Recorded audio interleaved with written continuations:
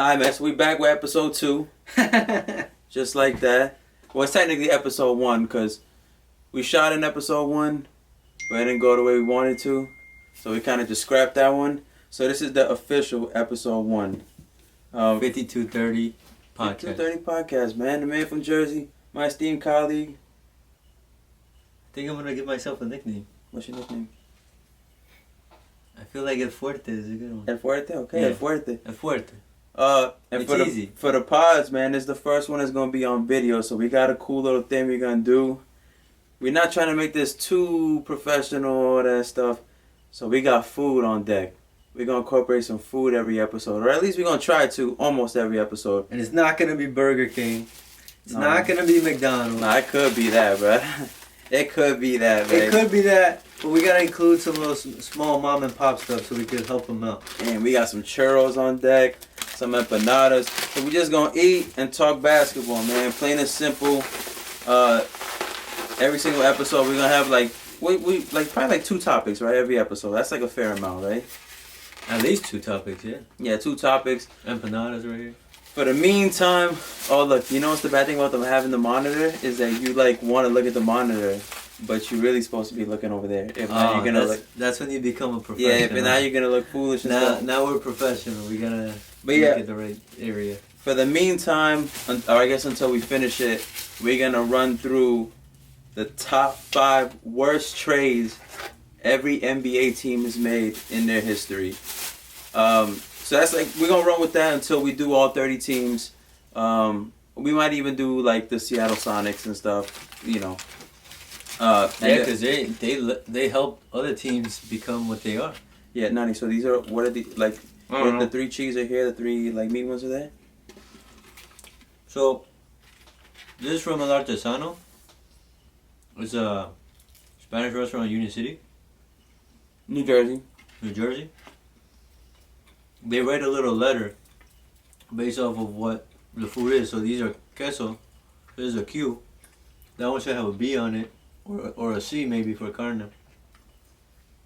No, it just says their branding. Oh no, it says queso. Case? No. I don't know what the fuck that is. It says something. Well, so we're going to run through the 5 worst trades in Nets history. I'm looking over there. I'm supposed to be looking over here. And then the second topic, you introduce that one, man. What's the second topic? Oh, we're living through the coronavirus issue, so the NBA just decided how they're going to come back. In the previous episode, we broke down all the 4 options, and man from Jersey and I wanted to go with 16 teams straight to the playoffs, right? That was it? Mm-hmm. But they decided to do something else. Alright, but we'll get to that. Because I want to do the 5 worst trades first. I think that's like real fun. Alright. Alright, so You gotta put some like, number 1. Alright, but hold up. How you want to do it? Because Number 5. Because that's to be the least worst, right? Yeah. 5. no, me, I didn't do them in order from worst to like least worst to like worst. I kind of almost did it in like at least for the Nets, because a lot of the Nets' worst trades is literally like a domino effect. Like one leads to the other. So I kind of just did it like that, like a little segue, little joint. Mm-hmm. You know, like we're in school and stuff. But that's just how it's gonna be for the Nets, because it literally just worked out like that. But how you want to do it, yo? Like, because I highly doubt we're gonna have the exact 5 same trades. So you want me to just like do my 5 rapid fire with a little brief, and we just like play off each other? Or you want to, like, I do 1, you do 1, like that, and then we just do 5. So, like, I pick 3 of mine, you pick 2 or something. I don't know. How you want to do it? I think you should just dominate. You just do all 5 yourself. All right, cool. So, I got them written down on my phone. And then I'll just comment on them. Because we live in 2020, so I got it written down on my phone. All right, so I'm going to start off with the honorable mention. I had to do, you got to throw in an honorable mention. Yeah. So, honorable mention trade, 2008 offseason, Richard Jefferson to the Milwaukee Bucks for E. Gian Leon and Bobby Simmons. We always joke around about this. E was soft as hell. E was soft as hell. I remember when the Nets started doing like Chinese night. Bruh. Bruh.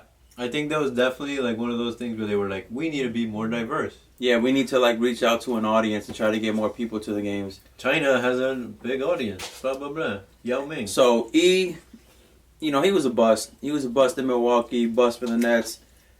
And then I don't know where the hell he went after that. Last I saw, I think he was on the Lakers. I don't know how he ended up on the Lakers in like 2017.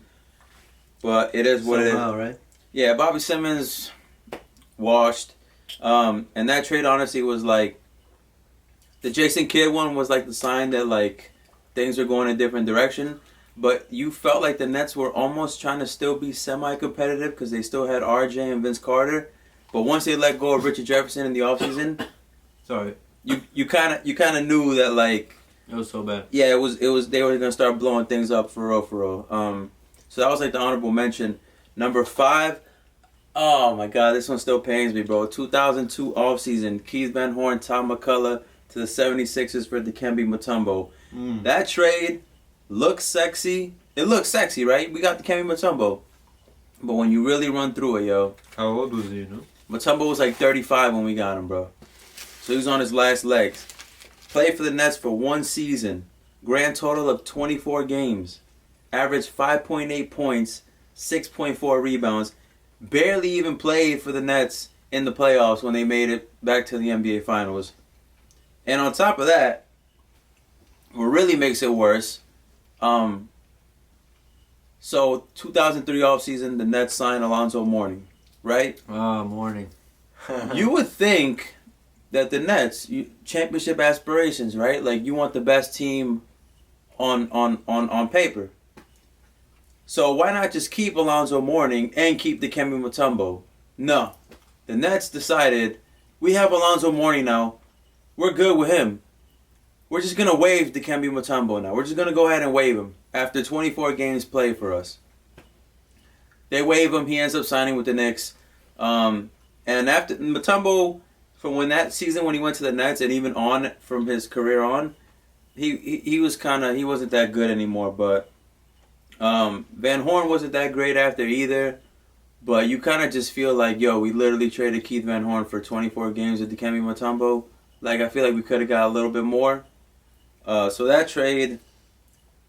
Yeah, so going off Keith Van Horn, like, I feel like Keith Van Horn is one of those guys like... You get a little cheese on it. Kind of like a Sean... Yeah, there is.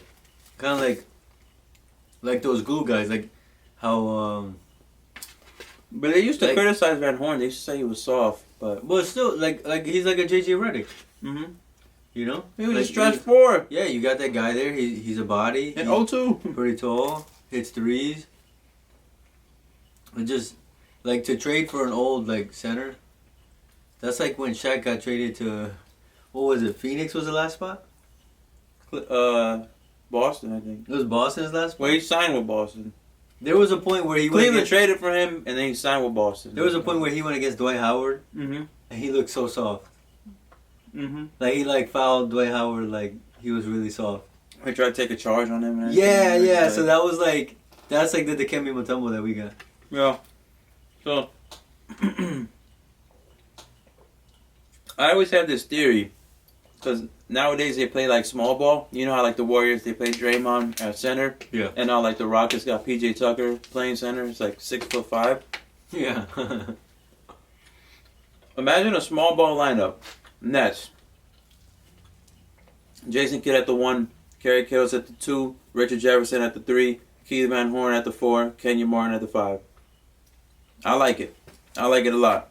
If the Nets would have been like revolutionary back in the day and just been like, we're going to play this 5, who knows what happens, man. And instead, we just got 24 games of Mutombo, bro. I don't fault the Nets because, like, Tom McCullough got freaking annihilated by Shaq in 02 finals. Definitely. So they were trying to get, like, you know, Mutombo won Defensive Player of the Year a few times, but it didn't work out, man. He lost a step, and he got injured, and then, you know, we just made it worse by waiving him. And it was funny because then we signed Alonzo Mourning, and because of that, we waived Dikembe Mutombo.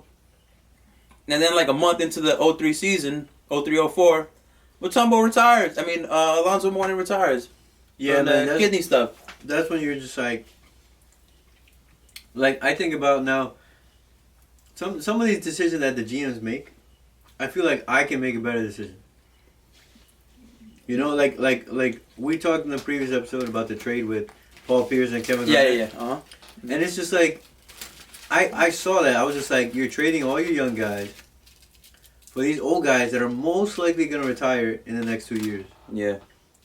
And it's like, you want to win, and you're like, championship or bust and all that. But that almost never works out, man. No. I don't know any time when championship or bust happened. Where they said, we're going to trade like all our young guys for an old team, and we're going to win it this year. Never happened. I don't think it's ever happened. People forget that 02 playoffs, bro. Keith Van Horn, they criticize him for being soft. Like Kenny Martin, I think criticized him for being soft. But Keith Van Horn, he made a lot of big shots for the Nets that year. Game 6 versus Boston, final minute, he pretty much hit the 3 that clinched it. You know, what other game was it? A couple games against the Celtics, he had big games. I think against Indiana he had a big game too. I don't know. It's better to just have Keith Van Horn than what they ended up doing by getting rid of him. It just made no sense. But that's that trade. Number 4, like I said, this isn't like the rank of like the least worst to the worst. It's just like, it might almost be like chronological order almost kind of, but that wasn't by design. Number 4, Vince Carter, 2009 offseason, Vince Carter and Ryan Anderson to the Orlando Magic for Skip to My Lou, Ray Alston. Courtney missed a wide open layup in the 09 finals lead. And Tony Battie in all his glory. I think that was a weird trade because Vince Carter's still playing. Look, how is this guy still playing? I didn't like that we got rid of Vince Carter. It's like 42. But what really made it worse was we gave up Ryan Anderson too, bro. Like, fresh off his rookie year, and I was like a diehard Nets fan, so I watched him his rookie year. He was solid. You could tell he had potential. Yeah, and he was another stretch four. It's like the Nets just don't like stretch fours, right? They trade Van Horn, they trade Ryan Anderson. And Ryan Anderson ended up averaging 20 points a game, I think, like a few seasons in his career. Like a few times. Or he was like high teens. I think on the Pelicans, right? Yeah, and he was basically, and on, I think, Orlando. And he was basically a throw-in.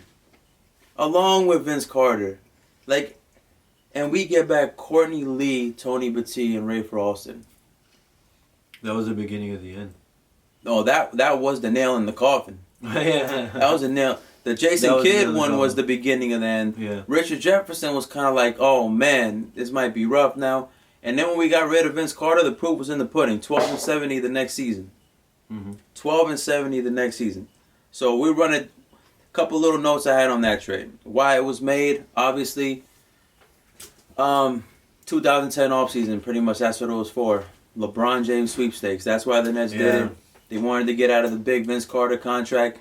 The Tony Battie, the Ray Alston, and the Courtney Lee, I think they all pretty much expired after that season. So the Nets wanted more cap space in 2010. That's cool and everything. But I never really believed that LeBron was going to come to the Nets. I never fell into that hype. And in the end, they just ended up kind of looking stupid because, like... The decision. Yeah, like, I don't know. So, couple things. Ray Alston got bought out in January of that season. So he didn't even make it through a full season with the Nets. He got bought out. Right? After the 09-10 season, so 2010 offseason, Courtney Lee got traded in a 3-team trade. The Nets got back Troy Murphy. That guy. I don't remember that guy. And then they flipped Troy Murphy. That's why I don't remember him. And then they flipped Troy Murphy for Brandon Wright, draft bust Brandon Wright, and Dan Gadzurich. Oh my God, I still remember the Dan Gadzurich era of New Jersey Nets basketball. Every time I saw Dan Gadzurich on the floor, I was just like, Jesus Christ, we have hit the bottom, bro. We have hit the bottom. When I saw him and Jordan Williams, if you don't even remember him, Google him. But I don't blame you if you don't know him. That's how bad he was. It was like, we were like, I almost felt like we had just like a couple D-League dudes on our team, and I was like, man, we really that sorry? Oh yeah, and last, Tony Batiste. The real piece of that trade. The real thing we wanted was Tony Batiste. Played 15 games for the Nets, averaged 2.4 points a game. That's bad. So that's what we got in exchange for Vince Carter and Ryan Anderson. And one last side note, because the Nets struck out for the LeBron James sweepstakes, they had to scramble and traded for Darren Williams. Which, like I said, segues, leads into another bad trade. Number 3, 2012 trade deadline. Nets trade Mehmet Okur, Sean Williams, that doesn't matter. Top 3 protected pick in the upcoming draft. Like the draft that was going to happen in like 2 months later. Top 3. Top 3 protected. And this has been quoted because Billy King, Nets GM, said he thought there was only 3 surefire players in that draft. One of which he said was Thomas Robinson. Who? Who's that? So, why is this trade bad? I'll break it down for you. What did that pick turn out to be? That was Damian Lillard? That was Damian Lillard. That Nets pick, I think it became number 6. Ended up being Damian Lillard, bro. He could easily been on the Nets. That was 2012? 2012. Final season in New Jersey. Their final months in New Jersey. That was like February, March 2012. So we got back Gerald Wallace, right? Crash, former All-Star, Charlotte Bobcats. Looks good, right? Yeah. He played 85 games for the Nets. So about a season's worth of games. In his second season, which was his only full season with the Nets, averaged 7.7 points a game. I didn't know that. 7.7. Yeah, and then you look at Damian Lillard, almost averaging like 30. Multiple time All-Star. Hit the most petty shot, the most savage shot I've ever seen in playoff history. Yeah. Bye-bye, OKC. That could have been in Jersey. And so the Nets are scrambling, right? Because they're trying to get a competitive team. Their first season in New York, they make the playoffs. They face the Bulls. The Derrick Rose less Bulls. No Derrick Rose. Okay, this is what you made that trade for, right? You got Gerald Wallace, you got Darren Williams, you got Joe Johnson, right? They lose in the first round in 7. No Derrick Rose. No Derrick Rose. And I don't even think they had Jimmy Butler either. They didn't have a couple. I don't even think they had Luol Deng. Lost game 7 on their home court. That's bad. I got a lot to say about this one. I know I'm talking a lot, but keep in mind, right? I told you, this is all segues. Literally, a lot of the Nets' worst trades just happened within like the last 10 years. So because they lose to the Chicago Bulls in the first round, they hit panic mode, right? Because they're thinking, man, we have to please Brooklyn. We have to please the fans in New York. This is all we care about now. We're gonna friggin' take all the New Jersey banners and turn them into one because we don't care about that history. We care about Brooklyn now. So they get desperate. Number 2, worst trade. And you know it, man. It was the Celtics one. Draft night 2013. And they trade basically all their picks. This trade is literally considered like one of the worst trades in NBA history, bro. Not even just for the Nets, like NBA history. I don't even know if I gotta say it, because if you don't know this trade, you might not be really paying attention to the NBA. But I'll break it down for you. Nets acquire Kevin Garnett, Jason Terry, Paul Pierce. from the Celtics to pair with Darren Williams, Joe Johnson, Brook Lopez, because they're trying to go for that ring. They're like, yo, it's only our second year in Brooklyn, and we trying to win a ring in our second season. It doesn't get any better than that, right? We want to spoil our fans. Kind of like OKC, second year, and third year in OKC, they're already in the finals. But it didn't work out that way. What did the Nets give up? Gerald Wallace, Keith Bogans, Chris Humphries Kardashian, Chris Joseph, my old homie Marshawn Brooks. You remember Marshawn Brooks? Mm-hmm. That boy was good. I remember him. Nah. He's from Jersey, though. Shout out Marshawn Brooks. So the Gerald Wallace trade was where we missed out on Damian Lillard. We missed out on Damian Lillard to get Gerald Wallace. So now we're getting even older because we're going for Paul Pierce and Kevin Garnett. Yeah. So we could have had Damian Lillard. I'll break it down. So, none of those players that we sent to the Celtics mattered.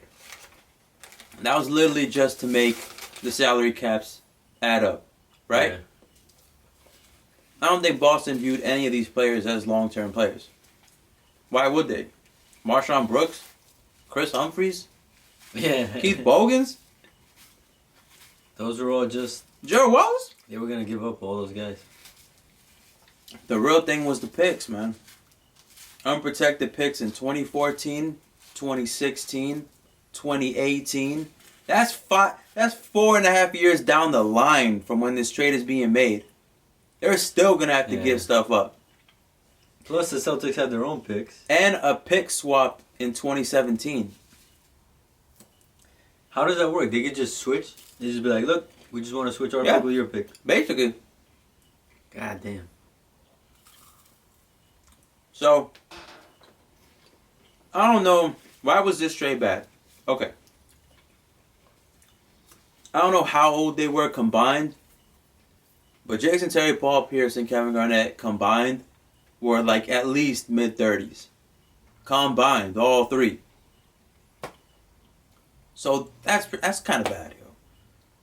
There ain't too many players who are still balling out in their mid-30s. I count LeBron and who else? Vince Carter. Come on, man. Vince wasn't balling out, man. I'm talking about like legit still. Like 5 years ago? He was okay, man. Vince hasn't been good since like 2000, since like his last Nets season. You're talking about All-Star. Because LeBron's an All-Star. Or like borderline All-Star. Like LeBron's an All-Star. LeBron's a superstar. So you're talking about that type of caliber player. Even All-Star. They weren't even All-Star. They weren't even... Like, bro, how many players are even like averaging like 17, 18 a game at like 35? 35, you're going downhill already, bro. You're on your last legs. You're 35 years old. If you're still in the NBA, you're getting out of bed and spraining your ankle. I'll look it up for next episode.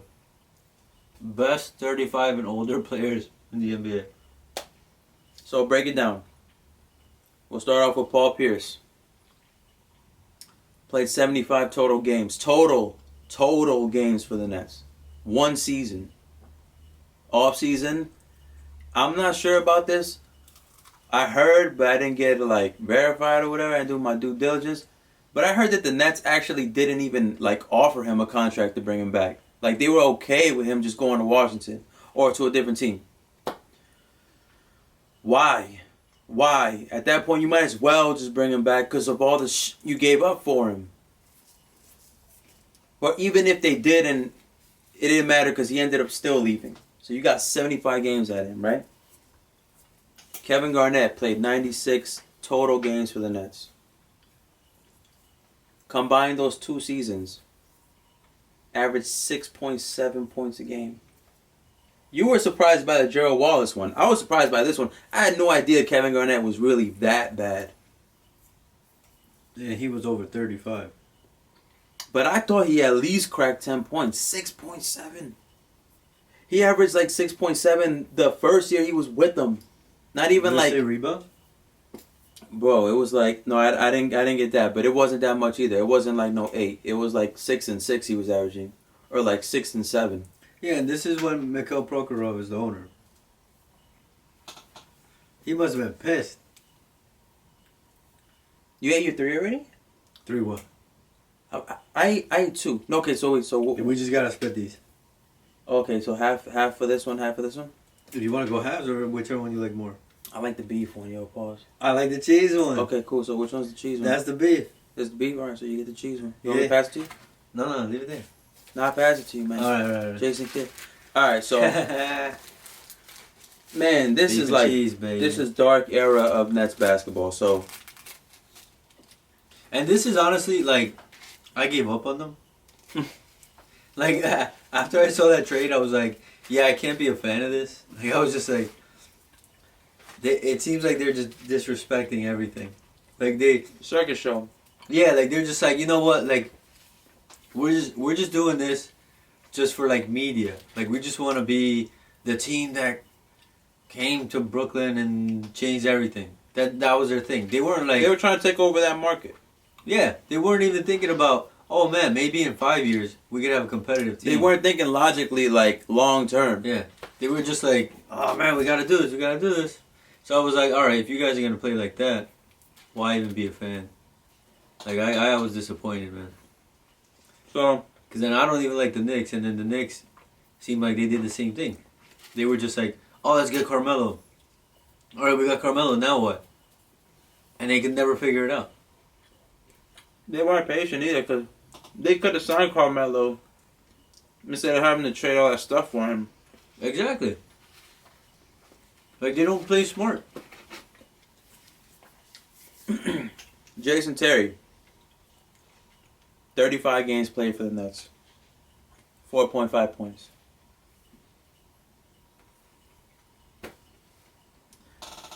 They made all these trades with championship aspirations. They squeaked by Toronto. Squeaked by. Legit. 1-point victory in Game 7. Made it to the second round and got mollywopped by the Miami Heat. Gentleman's sweep. 5 games. And that was it. Literally after that, the experiment was a failure. One thing I will say though is people choose to remember what they want to remember. So I give the Nets a little bit of credit. Because if you remember, Brook Lopez got hurt that season. He got hurt in like December. And didn't play for the rest of the year. Not even playoffs. It would have been nice to have Brook Lopez out there. But he got hurt. And that trade honestly reminds me a lot of 2006-07 season when we had Nenad Krstić. And he was playing good for the Nets. Yeah. And same thing, he tore his ACL. That season was the last season the Nets made the playoffs in New Jersey. They beat Toronto, oddly enough. Lost to Cleveland in 6. But that was LeBron. Yeah, but I honestly think Nets could have got Cleveland that year. They could have beat them if they had Krstić, because we had to play Jason Collins. And nobody's going to remember that.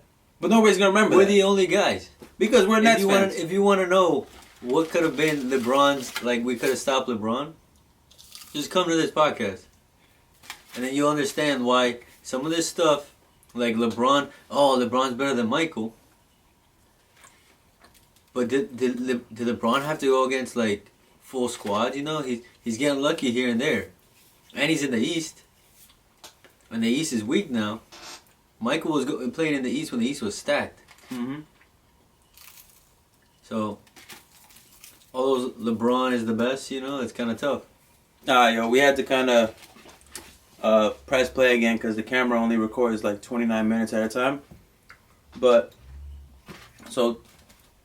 Man, you could talk about this one for like a long time, but basically all those Nets picks that they sent to Boston, this is what they ended up becoming.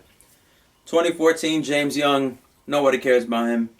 2016, Jaylen Brown, we do care about him. 2017, in what became, honestly, the first overall pick. The Nets would have had the first overall pick in 2017. That was the pick swap year. Boston said, we're going to take that number 1 pick. We're going to pick swap with you. That's terrible. But Boston, you know what they did? They ended up trading that, and then it went to Philly. Philly took Markelle Fultz. Boston went down to third and ended up taking Jason Tatum, but they would have never even been in that position if they didn't have the Nets pick. Didn't they get something else? Another pick. With that trade with Philly, right? Yeah. Mm-hmm. I don't know what that became. Damn. We gotta look that one up. Boston just... everybody says it, man, that Danny Ainge, he just reckon he mind-fucked everybody. So... here's the last piece of the puzzle. The last pick that the Celtics have for the Nets. And this pains me to say it because I'm a Nets fan. And you know, this area we have kind of like a rivalry with like the Massachusetts sports teams. So this pains me to say it. Yeah. But you got to give credit when it's due. With the last pick they had for the Nets, the Celtics threw it in as a throw-in to get Kyrie Irving. That's ironic. It's funny how it worked out. And you can't predict that. But all I know is that what the Celtics ended up getting for Kevin Garnett, Paul Pierce, and Jason Terry was Jason Tatum, Jaylen Brown, and Kyrie Irving. They got all three of those pieces through that Nets trade. And they're still playing. They're still young guys.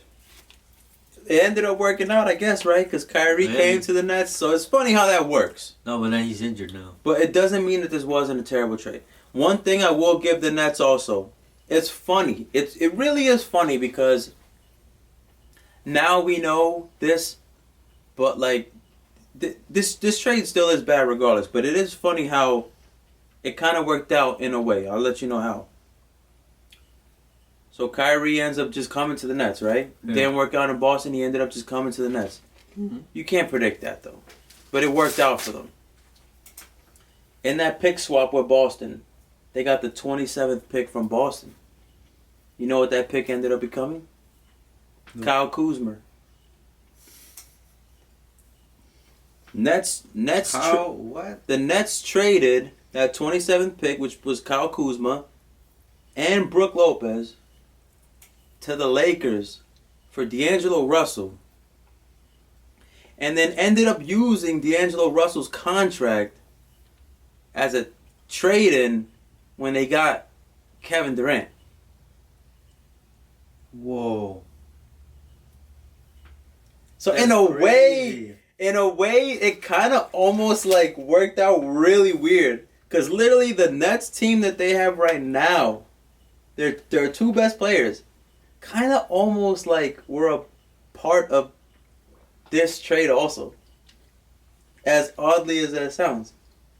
If Kyrie doesn't go to Boston, if they don't have that Nets pick, that's crazy. If they don't have that Nets pick to give to Boston to get Kyrie never comes to Boston, who says like there's no chance that he like comes to them and then that works out the way it does, and then there's no chance that he just as a free agent just leaves for the Nets.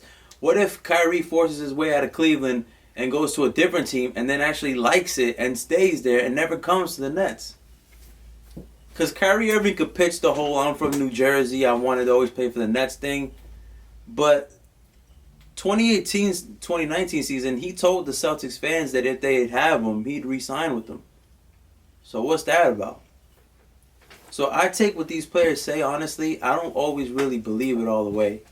I feel like he thought that was a good thing he had there, and then it just didn't work out, and then he left, kind of like KD did. So it's funny how that worked out. But regardless, that is still a terrible trade. Because of all the things that the Nets could have had, too. They could have had Jaylen Brown. They could have had Jason Tatum. And even before that, Damian Lillard. Now, the number one pick. Number one worst trade. Not the worst trade in Nets history. This probably won. Oh. This probably was. It's the one that started it. I don't know. But yeah, man, it's basically Julius Erving to the 76ers. Yeah, it's the one that started it all. So people talk a lot of crap about the Nets' time in New Jersey, right? You know, we were always a bad team, barely made the playoffs, barely any success, empty seats, etc., right? There's a reason. But bro, I could go in on this topic for like easily 15, 20 minutes. Just this alone. Like a revisionist history of how or why the Nets weren't good. Why it didn't work out in New Jersey, right? So in 1976, I wasn't even born yet. My dad was probably like 13 years old. Put it into context, right? Nets, along with like 3 other teams, I think Spurs, Nuggets, Pacers, leave the ABA, right? Come to the NBA. That was a whole semi-pro movie with Will Ferrell. And this right here is why I have a real big, honestly, look, bro, we keep it real here. If you don't like it, you don't like it, but I'm not going to bite my tongue. This is honestly why I have a real dislike for the Knicks franchise.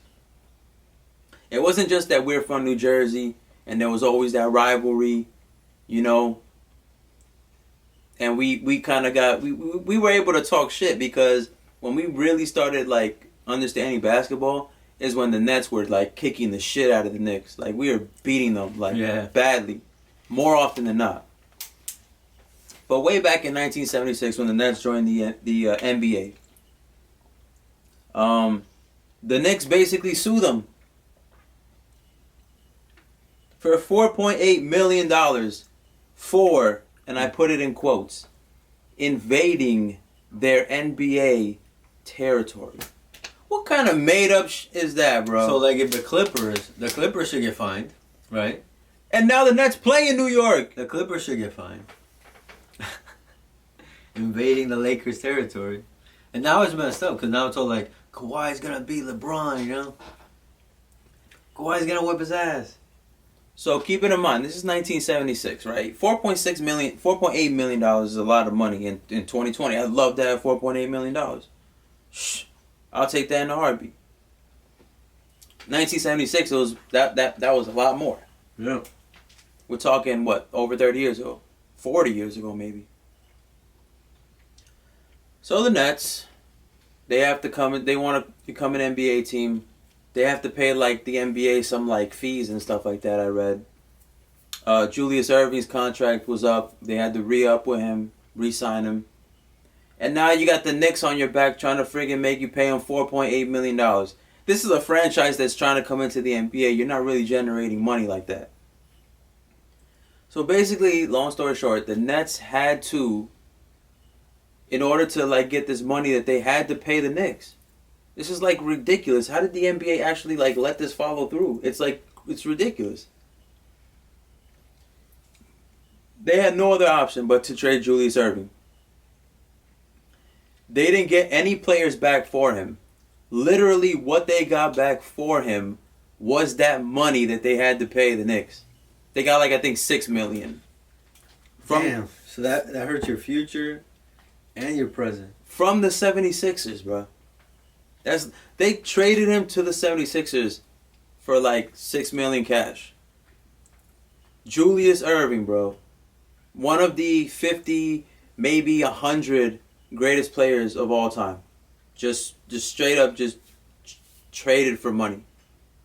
Could you imagine the Warriors trading Steph Curry for just like $30 million and not getting any players back? That would be... I don't think the NBA would even allow that. Or the Lakers just being like, hey, LeBron, we're just going to like let you go for like whatever your salary's worth. Like this team's going to give us your salary. I don't think the NBA would even allow it. NBA would just be like, dude, you want the championship? Here you go. That's what that if they let that happen, it'd just be like, hey, team that signs LeBron, here's a championship. So, and that happened. 1983, the 76ers win the NBA title with Julius Erving, I think, as their best player or second best player. The NBA just said, here you go, Philly. So with all those Philly fans, I think they gotta be grateful, you know, that the Knicks helped you out, you know, by messing with the Nets. And that's what really pisses me off too, because we're in New Jersey, right? So like a lot of people from like South, like real down South Jersey, Mm-hmm. like they root for like the Philly teams. Yeah, like Mike Trout. Mike Trout's like the greatest New Jersey baseball player ever. He's a Phillies fan. Yeah. And then this is what irked me too. And then a lot of North Jersey people, instead of rooting for the Nets, which is your home state team, they just chose, we just want to root for the Knicks. And this is like, you know, when I was a kid even, I used to think, like, why are you rooting for these teams like that? Like they're not. I just was always like, okay, the Nets are from New Jersey. I'm rooting for them. Simple as that. I live here. And then you do the history and you're like, man, these very same teams that you root against your home state team for screwed over your home state team like a hard body, bro. Yeah. And I always just was like, man, why do people in New Jersey have just more pride in like being from New Jersey? Like, my own brother is a Knicks fan, born in New Jersey. His brother, born in New York, but grew up in Jersey, is just a Knicks fan. One of my like best friends, Knicks fan. Like, it's just like, and just so many other people, man. It's really like you find a lot of Knicks fans in this area, but it's just funny style how that works, bro. So that obviously set up the Nets for a terrible start in the NBA. Terrible start. I think the final season before they came to the NBA, they won the ABA championship. And now you come with that best player and you have to basically just trade him away for money. That's why if they ever say shit like that the Nets never won a championship, like won an ABA one. Yeah, I mean, they were New Jersey Nets, but I get you though. They definitely they still won. Still the name Nets. But what we're gonna do, this is kind of going off topic real quick, Nani, and then you even take it to the 90s, like 93, 92. The Nets are becoming competitive. Drazen Petrovic, like it was little things like this that really just always kept setting the Nets back. Yeah, Drazen was sad, and I wasn't even born, or I was born. You but were like too. I was super young. I was like 2 years old. But that's just one of those things. Like, dude, people would say that he like competed with Michael Jordan. Like that Drazen was that good. They say that he was like a Steph Curry type shooter, like that good. And then this dude tragically dies, man. And he just dies, and he dies. So the Nets obviously don't get anything for him. Yeah. Like, how does that set your franchise back? Like, imagine, like, I don't hope. Yeah, knock on wood. Knock on wood, but Patrick Ewing, dude, like. What if he just dies? What if he just died, like, his second season? And then you're just like, oh, well, just gotta put this benchy in. Like, what if, as the Warriors were becoming competitive, like 2013 time, what if Steph Curry just died? Yeah, that changes the history of the whole NBA right there. What if he just died? Whole NBA. LeBron, 06, when the Cavs are becoming good, he just dies. I'm not saying Petrovic was as good as these guys, but I'm pretty sure he was the best player on the Nets at that time. Yeah. And he was a rising star, and he just died, you know? So, you know, this thing, people don't know those things, so they just kind of just say, like, oh, it was just a bust in New Jersey, it didn't work, blah, blah, blah, blah. The Nets did make their fair share of mistakes, as we just presented, but there was a lot of bad luck, like things that you can't even really control, that led into it. Another one that I forgot to mention, honorable mention, Kyle Korver. He was drafted by the Nets. He got traded for a copy machine. Yeah, that's in 2003. Those are the ones where you're just like, what are you guys doing? In 2003, when you're like legit a title contender and like you should really be trying to improve your team. That was a draft with LeBron. Yeah. Holy crap. The Nets, when the Nets were like real competitive, they didn't have a lot of shooting. And then you look back and you're like, okay, we didn't have a lot of shooting. So what do? We trade Keith Van Horn, a shooter, and we draft a really good shooter in Kyle Korver and trade him for a copy machine. Yeah. So there's a world where we could have had Jason Kidd, Kerry Kittles, Richard Jefferson, Keith Van Horn, Alonzo Mourning, Kyle Korver, Lucius Harris, maybe even still Rodney Rogers. That's a really good team. Yeah. That's a really good team. Goddamn. Bad decisions over there. Terrible, bro.